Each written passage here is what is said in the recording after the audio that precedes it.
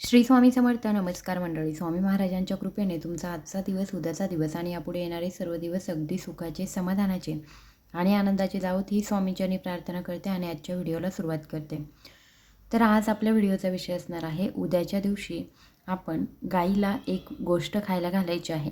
उद्या आहे गुरुपुष्यामृत योग, उद्या आहे गुरुवार, उद्या आहे पौष पौर्णिमा आणि या कारणांमुळे उद्याचा जो दिवस आहे तो अतिशय शुभ दिवस आहे.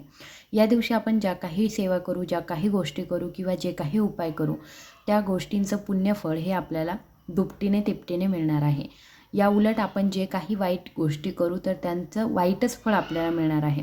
त्याच्यामुळे लक्षात ठेवा, उद्याच्या दिवशी जास्तीत जास्त प्रमाणामध्ये आपल्याला चांगल्या गोष्टी करण्याचा प्रयत्न करायचा आहे. मंत्रसाधना असेल किंवा सेवा असेल तर ती तुम्ही जास्तीत जास्त करण्याचा नक्की प्रयत्न करा. तर उद्याच्या दिवशी आपल्याला सकाळी उठल्यानंतर काय करायचं आहे हे सर्व माहिती जी आहे ती अगोदरच्या एका व्हिडिओमध्ये मी तुम्हाला सांगितलेली आहे. उद्याचा दिवस जो आहे, उद्या आहे पौर्णिमा, त्याचबरोबर गुरुवार, आपल्या गुरूंचा वार, त्याचबरोबर पौर्णिमा म्हटलं की माता लक्ष्मी आणि भगवान विष्णू यांचासुद्धा हा दिवस असतो. त्याचबरोबर गुरुवार हा भगवान विष्णूंना समर्पित आहे. त्याच्यामुळे हा जो दिवस आहे तो अतिशय महत्त्वाचा आहे. आपल्या हिंदू धर्मामध्ये गाईला विशेष महत्त्व आहे आणि उद्याचा जो दिवस आहे त्या दिवशी आपल्याला गाईला ही गोष्ट नक्की खायला घालायची आहे. ती गोष्ट कोणती आहे ती मी तुम्हाला सांगणार आहे. आपल्या हिंदू धर्मामध्ये गाय हे पवित्रतेचं, संपन्नतेचं आणि मांगल्याचं प्रतीक मानलं गेलेलं आहे. हिंदू धर्मामध्ये वैदिक काळापासूनच गाईला महत्त्वाचे स्थान आहे. गोमूत्राला देखील विशेष धार्मिक आणि वैद्यकीय महत्त्व आलेलं आहे. गाईचं शेण असू द्यात, गाईचं मूत्र असू द्या, दूध, दही, तूप यांचं जे मिश्रण बनतं त्याला पंचगव्य असं म्हटलं जातं. जगातील सर्वात प्राचीन ग्रंथ ऋग्वेद आहे. त्यात गाईचे स्थान अतिउच्च स्तरावरती आहे आणि या कारणामुळे आपण आपली जी गोमाता आहे तिला उद्याच्या दिवशी एक वस्तू खायला घालायची आहे. आता उद्याचा जो दिवस आहे, गुरुवारचा दिवस आहे. तुम्ही जरी गुरुपुष्यामृत योग नसला तरीसुद्धा गुरुवारच्या दिवशी ही वस्तू गायला खाऊ घालत चला.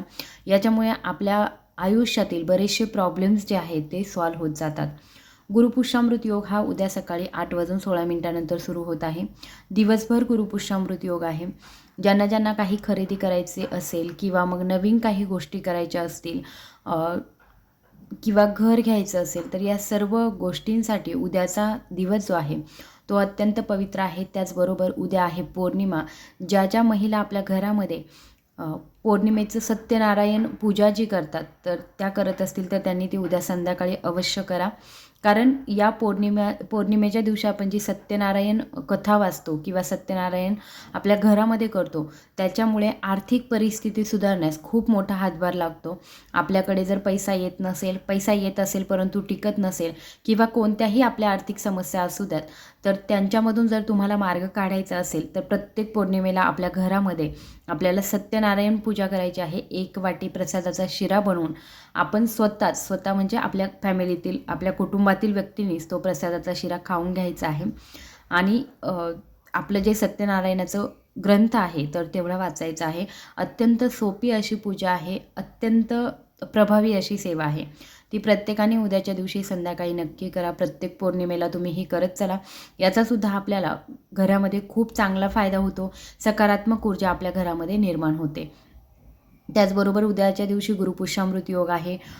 तर याच्या निमित्ताने तुम्ही तुमच्या घरामध्ये जर श्रीयंत्र असेल तर श्रीयंत्रावरती कुंकुमार्चन करा. आता श्रीयंत्रावरती कुंकुमार्चन करायचं म्हटलं की श्रीसुक्तमचाच पाठ करायचा का, तर नाही, तुम्ही 99 मंत्रसुद्धा म्हणू शकता किंवा माता लक्ष्मीचा कोणताही मंत्र जो तुम्हाला सोपा वाटेल तो 108 वेळा म्हटला तरीही हरकत नाही. आपल्या वेळेनुसार आपण सेवा करण्याचा प्रयत्न करा. वेळात वेळ काढून सेवा करण्याचा प्रयत्न करायचा आहे. तर अशा पद्धतीने आपल्याला या सेवा ज्या आहेत त्या उद्याच्या दिवशी प्रत्येकाला करायच्या आहेत. त्याचबरोबर उद्याच्या दिवशी गाईला दिवसभरामध्ये तुम्हाला जिथे कुठे गाय मिळेल तर तिच्यासाठी एक ताजी चपाती बनवायची आहे आपल्याला आणि चपातीला आपल्याला थोडंसं तूप लावायचं आहे आणि थोडासा गूळ जो असतो तर तो गूळ घ्यायचा आहे, तो त्या चपातीवरती घालायचा आहे. चपाती दुमडून घ्यायची आहे आणि ही चपाती जी आहे ती गाईच्या तोंडात आपल्याला द्यायची आहे. आता तुम्ही म्हणाल की ही गाय रस्त्याने चाललेली असताना खालीच कुठेतरी ठेवून आलं तर चालेल का? नाही, आपल्याला आपल्या हाताने त्या गोमातेला ही चपाती जी आहे ती भरवायची आहे. आपल्या हातामध्ये ठेवायची. गायी तशी पण मारणाऱ्या वगैरे नसतात शक्यतो. गायी ज्या असतात त्या खूप प्रेमळ असतात. म्हणजे आपण त्यांच्याबरोबर जर प्रेमाने व्यवहार केला तर त्या नक्कीच आपल्याशी तशाच वागतात. त्याच्यामुळे काय करायचं की गाईला आपल्या हातानेच आपल्याला या दिवशी चपाती खायला घालायची आहे. त्याच्यामध्ये थोडंसं तूप आणि गूळ आपल्याला उद्याच्या दिवशी गाईला खायला घालायचं आहे. ही गोष्ट तुम्ही बऱ्याच वेळा ऐकली असेल, बऱ्याच वेळा करत असाल. एकादशी असेल किंवा मग बाकीच्याही काही तिथी असतील तर या दिवशी तुम्ही गाईला नक्की अशा गोष्टी ज्या आहेत त्या खाऊ घातल्या तर आपला कुंडलीतील काही दोष जे असतात ते सुद्धा निघून जातात आणि आपल्या आर्थिक परिस्थिती सुधारण्यासाठी सुद्धा मदत होते.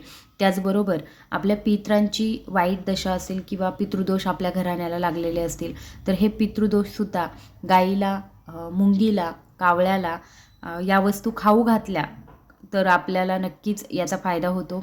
आपले पितृदोष जे असतात ते सुद्धा कमी होत असतात. तर उद्याच्या दिवशी प्रत्येक व्यक्तीने गाईला चपाती, तूप आणि गूळ या गोष्टी ज्या आहेत त्या एकत्रित करून खायला घालायच्या आहे.